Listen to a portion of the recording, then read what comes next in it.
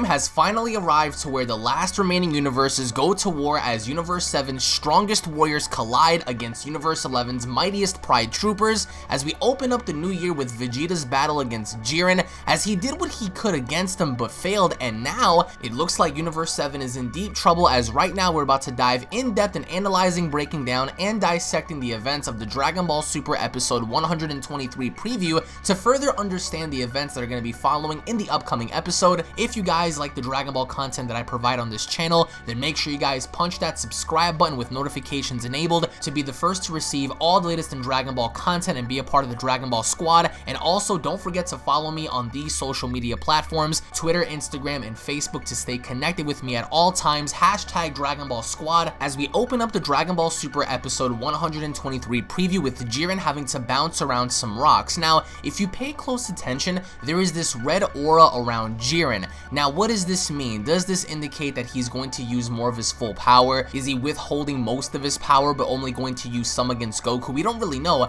but early on in the opening, we get to see how he's bouncing around some rocks, and as we go into the next shot here, the animation doesn't look as high quality as we've gotten in Dragon Ball Super episode 122, but you can rest assured that this fight is going to take place directly after the events of Vegeta having to go down by the hands of Jiren. So as an audience, what could we expect from Goku? Now, obviously, you guys can tell based on the hair design alone that he is not in any sort of Super Saiyan Blue-like state. Super Saiyan Blue 2 is non-existent, in case you guys are wondering, but Goku is going to be fighting Jiren while under Super Saiyan Blue. We can only assume that he's only going to use some of his power, as later on we discover that he is going to use Kaioken. So as we transition into the next shot here, Jiren looks to be very intense because the aura around him, I think, is going to play a key role in his dominance, because we haven't seen this aura from Jiren before other than him meditating. So as we go into the next shot here, Goku goes on to state, "My gamble against Jiren fails and I am in peril." So Jiren is just mollywopping Goku all throughout this entire episode. I mean, or at least that's what it's going to seem like, because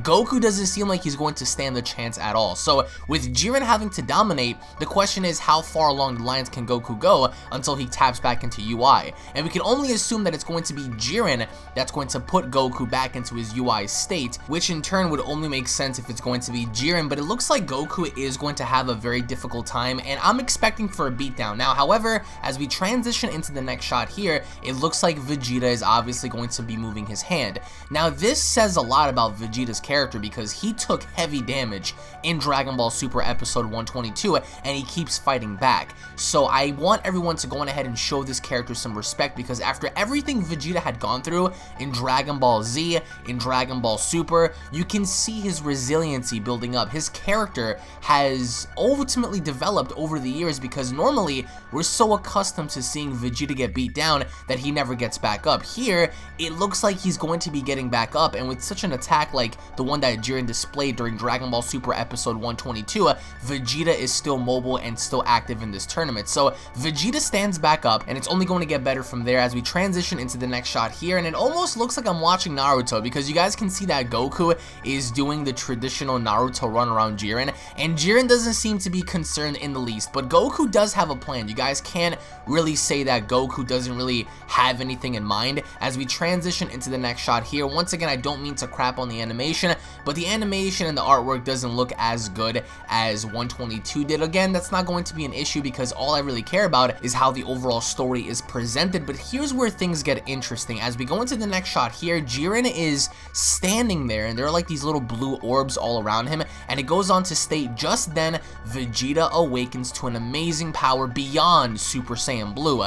What does that mean? I mean, the only power as of right now that we know of that goes beyond Super Saiyan Blue is technically Kaioken, and aside from Kaioken, it's Ultra Instinct. Now, Vegeta doesn't know Kaioken, so right now, the only other thing that we can assume is either A, he's going to master Super Saiyan Blue as he did in the manga, or in some way, shape, or fashion, he's going to get Ultra Instinct along those lines.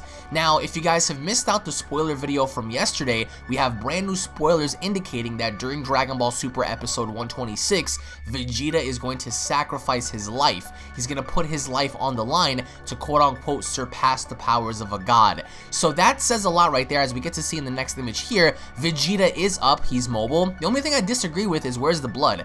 Normally enough in Dragon Ball Z we had lots of blood, and I understand that Dragon Ball Super hasn't really showcased blood, but we get to see how Vegeta stands back up, he's clinching onto his arm, he's fine. And as we transition into the next shot here, we get to see how Goku is, you know, on the offensive with Jiren. And what I really like about this shot here is how Goku throws the punch, and Jiren catches his punch, and he's about to like break his arm. It's crazy because Jiren, despite what two Super Saiyan Blues are doing, they have absolutely no effect on him. This actually reminds me, if you guys remember, the incident to where Merge Zamasu fought both Blue Goku and Blue Vegeta. They didn't stand a chance. So Jiren, as you guys can see according to this next shot here, delivers such a shot to Goku's chest where it creates an echo, and Goku goes on to state, that's it, hit Jiren with all that power. So he's speaking to Vegeta. Vegeta is obviously going to be using a power that Goku wants him to hit Jiren with, I mean go all out with. So Goku here, he's coughing up spit. I mean, he has nothing left. Like, I think in terms of reserve, Goku's finished. But then interestingly enough, as we go into the next shot here,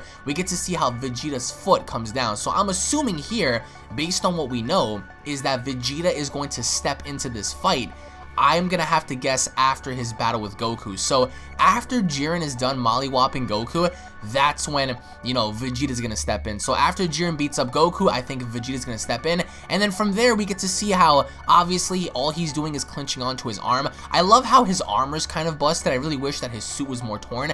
And as we transition into the next shot here, it says next time on Dragon Ball Super, and Goku looks like he's about to crap himself because we don't really know like what's happening. Obviously he's not being held, so it has to be as a result of one of Jiren's punches or one of Jiren's kicks that, you know, puts him in such a state to where he looks like he's in so much pain.